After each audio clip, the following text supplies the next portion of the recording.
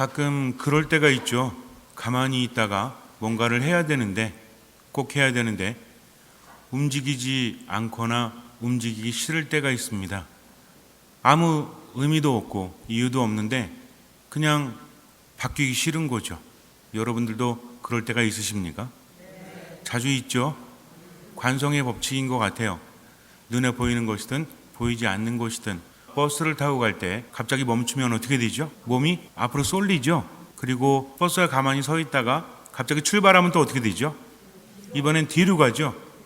이 모든 것들이 관성 때문이라고 하죠. 현 상태를 유지하려고 하는 것. 그런데 버스가 계속 똑같은 속도로 가게 되면 이것이 느껴지지 않습니다. 갑자기 가속이 붙을 때, 속도가 변할 때 우린 그것을 느낍니다. 가만히 서 있다가 앞으로 갈 때는 속도가 갑자기 빨라진 거죠. 변한 겁니다. 그러니 몸은 뒤로 가게 돼 있어요. 또 달리던 버스가 멈추었으면 속도가 갑자기 느려진 거죠. 그러면 또 앞으로 가게 되어 있다는 것입니다. 이것이 물리 법칙이래요. 관성이라고 합니다. 우리 마음도 그런 것 같아요. 그냥 지금 하고 있는 것, 지금 가지고 있는 것을 유지하거나 지키려고 애를 쓸 때가 있죠. 내가 아는 것과 다른 것을 말할 때 왠지 기분이 나빠요. 그것을 받아들이려고 하기보다는 내가 아는 것이 맞다라고 주장하고 고집을 부리지 않습니까? 나이가 들수록 자꾸만 그래요. 이것을 경계해야 합니다. 어린아이들은 잘 모르기 때문에 배우려고 합니다. 근데 어른들이 되면 뭐가 싫어요? 가르치려고 하는 게 싫죠? 애들은 당연히 받아들이지만 어른들은 기분 나빠합니다. 그래서 기분 나쁘면 뭐라고 합니까? 나를 가르치려고 들어. 이렇게 말해요. 혹시 초등학교 아이들이나 더 어린 아이들이 그런 말하는 거 들어보셨어요? 왜 나를 가르치려고 들어? 라고 말하지 않습니다. 어른이 되면서 그렇게 말하게 된다는 것이죠. 이것을 벗어나지 않으면 우리는 새로운 것들을 맞아들일 수 없습니다. 이것은 인간 사회도 마찬가지고 신앙도 마찬가지라는 거죠. 버릴 줄 알아야 돼요. 그래야만 성장할 수 있고 나아갈 수 있습니다. 내가 버리지 못하면 결국은 힘들게 되고 하느님도 만날 수 없다는 것을 분명히 알아야 됩니다. 그래서 세상을 살면서 버리기만 잘해도, 내려놓기만 잘해도 우리는 많은 어려움들, 고통들을 피해갈 수 있고 또 기쁨과 평화를 얻을 수 있다는 거죠. 이 원칙을 알아야 됩니다. 그래서 예수님께서는 버려라, 그리고 나를 따라라고 말씀하세요. 우리가 기도하고 하느님의 말씀대로 살아가려고 할 때 힘듭니다. 왜 힘드냐면 그분의 말씀을 따르는 것도 물론 쉽진 않지만 버리지 않기 때문에 힘들다는 거죠. 내 짐이 너무나 무거운데 거기에 십자가마저 지고 가려니까 힘들죠. 십자가를 지기 위해서는 뭘 내려놔야 돼요? 짐을 내려놓아야 합니다. 하느님의 말씀대로 살아가는 것이 힘든 건지 아니면 내가 만든 짐 때문에 힘든 건지를 먼저 봐야 돼요. 전기가 발명된 다음에 세상이 완전히 바뀌었습니다. 밤에도 환히 비춰지는 그런 세상이 되었다라는 거죠. 그리고 전기의 힘으로 인간이 하기 힘든 것들도 많이 하게 되었어요. 요즘에도 전기가 없다면 우린 참으로 불편하겠죠. 살기가 아주 힘들 겁니다. 세탁기도 돌아가지 않고 냉장고도 없고 이 두 가지만 생각해도 끔찍하죠. 세탁기 없으면 어떻게 해야 돼? 우리 모두 모여가지고 여기 목감천에서 빨래해야 될지도 몰라요. 미사 끝나고 나서 빨래 한 광줄이 들고 가서 함께 모여서 이야기하는 거 즐거울까요? 물론 함께 만나서 이야기하니까 즐겁겠지만 많이 힘들겠죠. 냉장고가 없다면 어떻게 될까요? 매일매일 장에 가야 돼요. 그날 먹을 것만 사와서 먹어야 됩니다. 그리고 시원한 것은 생각할 수 없죠. 에어컨이나 선풍기가 없으니 여름에도 무지하게 힘들겠죠. 겨울에도 추워서 힘들 겁니다. 즉 전기가 발명된 다음에 편안한 삶을 살게 되었다는 거죠. 이것을 만든 사람이 누굽니까? 에디슨이 전기회사를 설립하고 많은 돈을 벌었습니다. 그런데 여기에 아주 똑똑한 사람이 입사를 했어요. 테슬라라는 사람입니다. 이 사람은 너무나 똑똑했고 또 에디슨을 존경했습니다. 열심히 일했습니다. 그래서 어느 날 새로운 방식의 전기를 발명하게 돼요. 그리고 에디슨에게 말합니다. 에디슨은 그것을 들어요. 그리고 한번 연구해 보라고 지원해 주겠다고 말합니다. 그런데 테슬라가 발명한 것은 에디슨이 발명한 전기하고는 반대적인 개념이었어요. 에디슨은 직류를 발명했죠. 이 직류전기라는 것은 한쪽 방향으로만 흐릅니다. 그리고 문제가 뭐가 있었냐면 전선이 매우 굵어야 돼요. 그리고 3km, 5km 정도 가서 송전소가 있어야 됩니다. 하지만 교류 전기는 얇아요. 그리고 많이 가더라도 손실이 적습니다. 그러니까 획기적인 거죠. 하지만 전압이 강하다는 단점도 있었어요. 에디슨은 마음에 들지 않습니다. 자기 회사 직원이었음에도 불구하고 자신은 직류를 주장하는데 반대 개념이 되는 교류를 그렇게 말하는 것은 왠지 기분이 나쁩니다. 우리도 살다 그럴 때가 있어요. 분명히 나를 도와주기 위해서 좋은 의견을 내고 내가 생각한 것보다 더 괜찮을 때 뭘 느끼죠? 대견하다라고 느끼지만 또 뭘 느껴요? 왠지 기분이 나쁜 시기와 질투가 느껴질 때도 있죠. 우리의 삶이라는 건 이렇습니다. 내가 높아지면 기분이 좋고 내가 낮아지면 기분이 안 좋은 것은 기본적인 출발이에요. 누구나 느낍니다. 하지만 여기에서 어떤 것을 보고 어떤 행동을 하느냐에 따라서 달라진다는 거죠. 에디슨은 기분이 나빴던 것 같아요. 제대로 받아들이지 않습니다. 그리고 지원금도 충분히 주질 않아요. 테슬라는 결국은 에디슨의 회사를 떠나가게 됩니다. 그리고 다른 회사에 들어가요. 이때부터 아주 큰 일들이 발생을 하는데 에디슨이 참지를 못해요. 그래서 교류전기는 위험하다라는 것을 사람들에게 각인시키기 위해서 개나 고양이, 심지어는 소까지도 죽여요. 판에 놓고 교류 전류를 흐르게 한 다음에 그 위에서 전기에 감전돼서 죽게 만들었다는 거죠. 물론 단점도 있지만 그러나 장점도 많았는데 거기에 대해서 보완해서 연구해 보기보다는 일단 깎아내리기 시작을 한 거죠. 그러나 나중에는 결국 교류가 이기게 돼요. 경제적인 논리는 어쩔 수 없는 거죠. 한번 생각해 보세요. 우리 가정에 전기가 들어올 때 3km, 5km마다 송전소가 세워줘야 된다면 굉장히 복잡해지겠죠. 그러나 교류는 그렇지가 않습니다. 여러분들 집에서도 다 뭐 쓰고 계세요? 교류전기 쓰고 있잖아요. AC, DC 말고. 그래서 우리가 지금 쓰고 있는 것은 교류다. 만약에 에디슨이 조금만 자신을 내려놨다면 자기 직원이잖아요. 그러니까 그 사람의 업적도 자기 업적이 될 수 있겠죠. 그러나 이것을 에디슨은 참아내지 못했던 것 같아요. 그래서 더 큰 이익을 추구하지 못했습니다. 나중에 이런 말도 있습니다. 이 둘이 너무나 대단해서 공동으로 노벨상을 주겠다라고 했는데 둘 다 거부했대요. 둘이 거부했는지 한 사람이 거부했는지 모르겠지만 여기 이런 속설이 있습니다. 테슬라는 가난했어요. 굉장히 직관적이고 머리도 좋고 이랬지만 아주 가난했습니다. 근데 노벨상을 공동으로 수상하게 되면 상금을 받게 되죠. 에디슨은 부자였습니다. 내가 못 받아도 너가 받는 꼴은 못 보겠다라는 생각으로 그것을 거부해서 둘 다 받지 못했다는 말도 있어요. 어쨌든 사람들은 이야기합니다. 에디슨이 조금만 자신을 내려놨다면 더 큰 이익을 봤을 텐데. 에디슨은 어떤 곳에 집착을 하면 굉장히 집착합니다. 그리고 고집을 굽히지 않죠. 에디슨이 남긴 유명한 말이 있죠. 하루에 몇 시간 잠을 자지 않았다고 합니다. 그래서 몸을 뉘울 필요가 없다고. 왜냐하면 몸이라는 것은 머리를 움직이는 것에 불과하기 때문이다. 그러니까 뭐가 가장 중요하다? 머리가 가장 중요하다는 거죠. 그래서 몸은 별 의미가 없다. 그래서 쉬는 것도 많이 하지 않았다고 그래요. 고집이죠. 자식들이 말하는 것도 듣질 않습니다. 그래서 자기가 발명한 것에 대한 자부심이 강한 건 좋은데 이야기를 듣지 않으니까 여러분도 아시겠지만 추궁기를 발명해 놓고 라디오 전성시대가 오니까 에디슨은 말합니다. 라디오? 금세 죽을 거야. 사람들이 듣겠어? 이제 다시 추궁기로 돌아올 거다라고 말해요. 자식들이 말합니다. 아버님, 그래도 라디오에 투자하는 것이 좋지 않겠습니까? 다 쓸데없는 거야. 내 말을 믿어.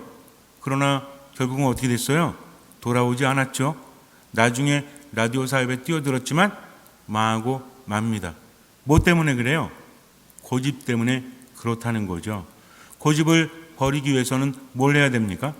고집이 있다는 것을 알아야 한다는 거죠.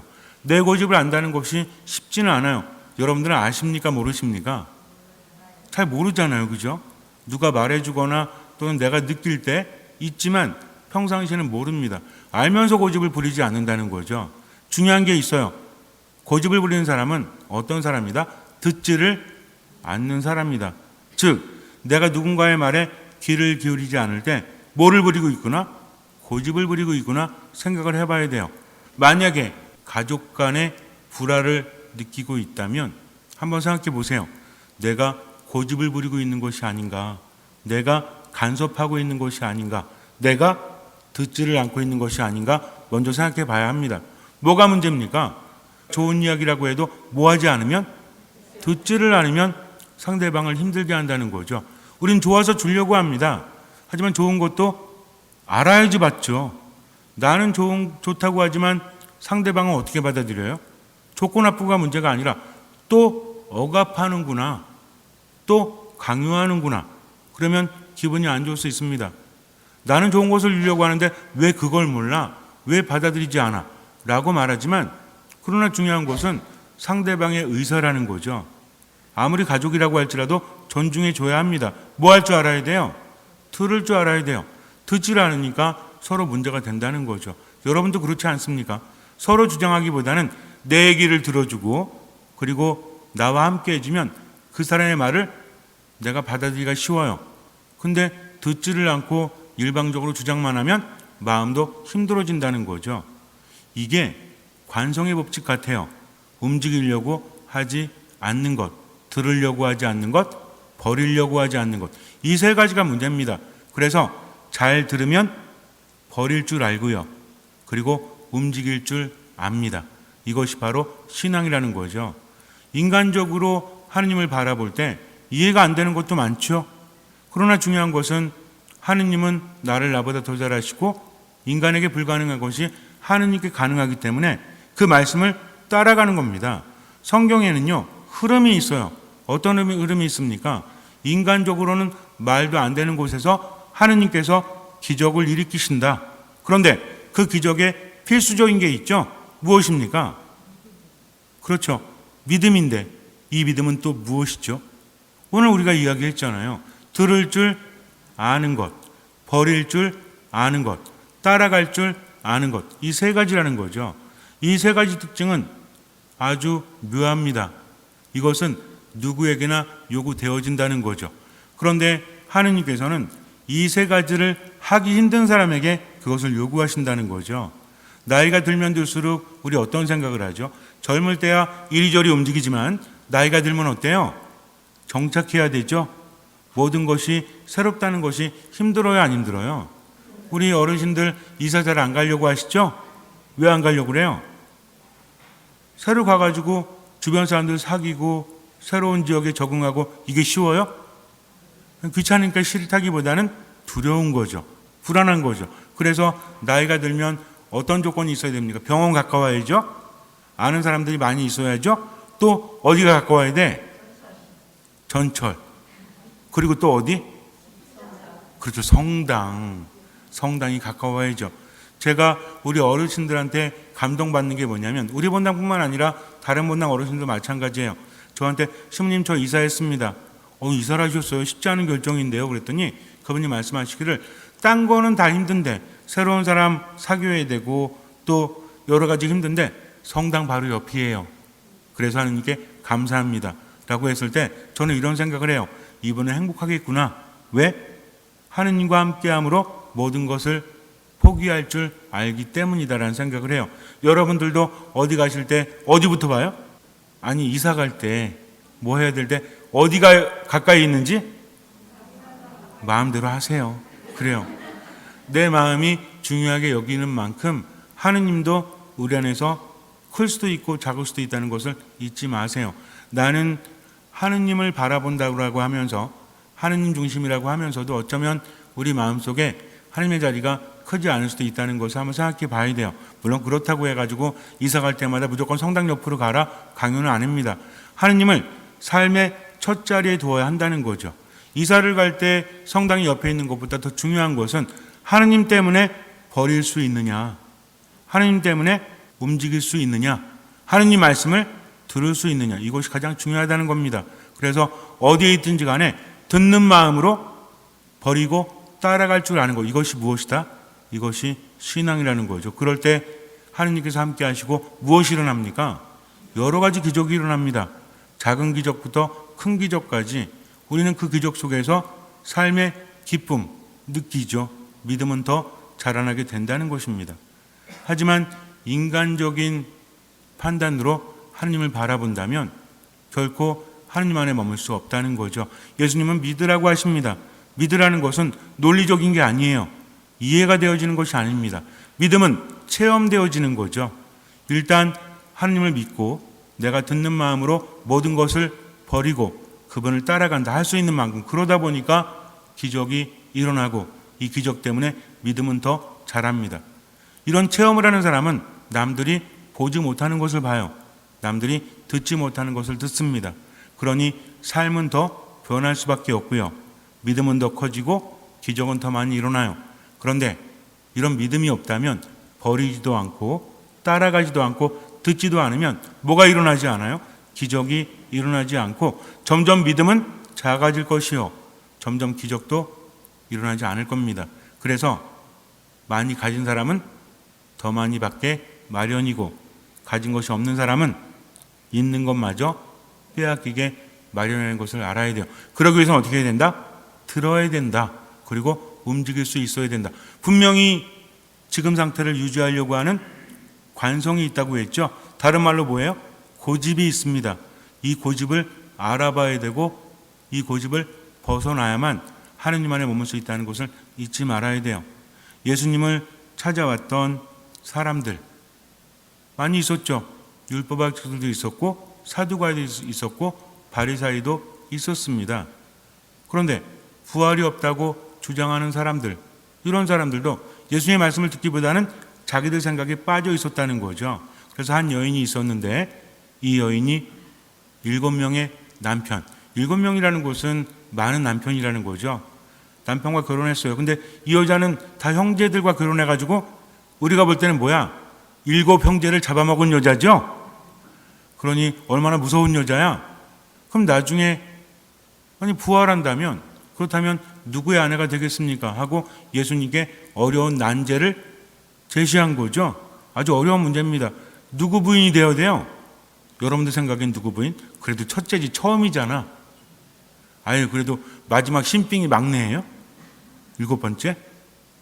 그런데 이것은 무엇입니까? 성경도 모르고 하나님의 능력도 모르니까 그렇게 말하는 거다라고 예수님께서 말씀을 하십니다. 하느님은 살아있는 이들의 하느님이시라는 거죠. 즉 내가 살아있을 때만 하느님 나의 하느님이고 죽은 다음에 끝나는 것이 아니라 하느님은 현재 하느님이시라는 겁니다. 그러면 우리는 어떻게 해야 돼요? 계속 살아있어야 돼요. 죽으면 안 된다는 거죠. 그럼 이거 어떻게 해요? 나중에 나 죽으면 하느님 나 버리는 거야? 속상하잖아요. 말도 안 되잖아요. 근데 예수님 뭐라고 하셨습니까?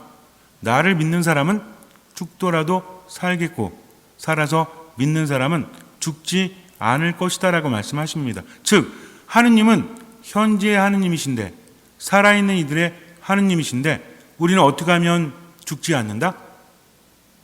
믿는 사람들, 예수님 그러셨잖아요. 나를 믿는 사람은 죽지 않을 것이다. 나는 부활이요 생명이다.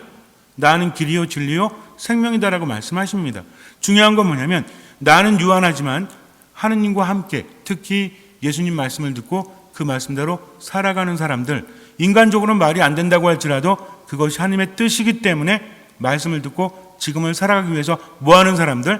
듣는 사람들, 그리고 버리는 사람들, 그리고 따라가는 사람들, 이 세 가지가 있어야 됩니다. 여러분들 오늘 이거 한번 생각해 보세요. 어떤 사람들? 듣는 사람들, 버리는 사람들, 따라가는 사람들. 이런 사람은 뭘 버리는 겁니까? 고집과 판단을 버리는 거죠. 내가 아무리 당연히 생각을 한다고 할지라도 내가 틀릴 수도 있다. 내가 모든 것을 아는 것은 아니다 하면서 세상을 접하는 겁니다. 그리고 하나님을 대할 때는 내 경험을 통해서 하나님을 판단하는 것이 아니라 하나님께는 모든 것이 가능하니까 어쨌든 그분 말씀을 따라 살아가야 되겠다 하면서 어떤 사람? 듣는 거죠. 성경을 듣고 미사 말씀 기도 안에 머물다 보면 들립니다.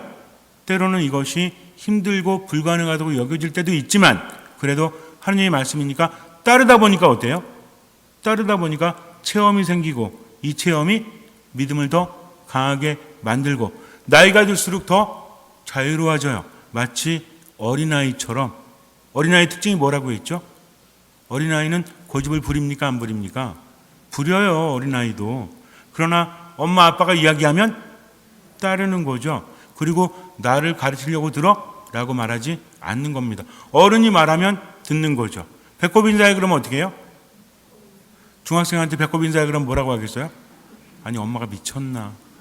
하지만 어린아이들은 배꼽 인사합니다. 왜 해요? 엄마 아빠가 하라고 하니까. 절대적인 신뢰입니다. 이것이라는 거죠. 잠시 눈을 감으세요. 우리는 하느님을 절대적으로 신뢰합니다. 내 생각과 다르다고 할지라도 그래도 하느님의 말씀이기 때문에 따르는 거죠. 성경을 알아야 되고 하느님의 능력도 알아야 합니다. 이 두 가지를 모르면 우리는 전적으로 그분을 신뢰할 수 없기 때문이죠. 믿음이라는 것은 하느님의 말씀을 듣는 겁니다. 그리고 모든 것을 내려놓을 줄 알고 그분을 따라가는 거죠. 그렇게 살다 보니까 체험이 더해져서 믿음은 자라납니다. 믿음이 자라면 기적은 더 커진다는 거죠. 그러니 하느님 믿고 내가 무엇을 버려야 될지 늘 묵상하면서 깨닫는 것이 있다면 즉각 버리도록 하세요. 그리고 그분 말씀을 듣고 그분을 따라가도록 하세요. 주님께서는 그 믿음을 보시고 우리 삶에 놀라운 기적을 일으켜 주실 것입니다. 아멘.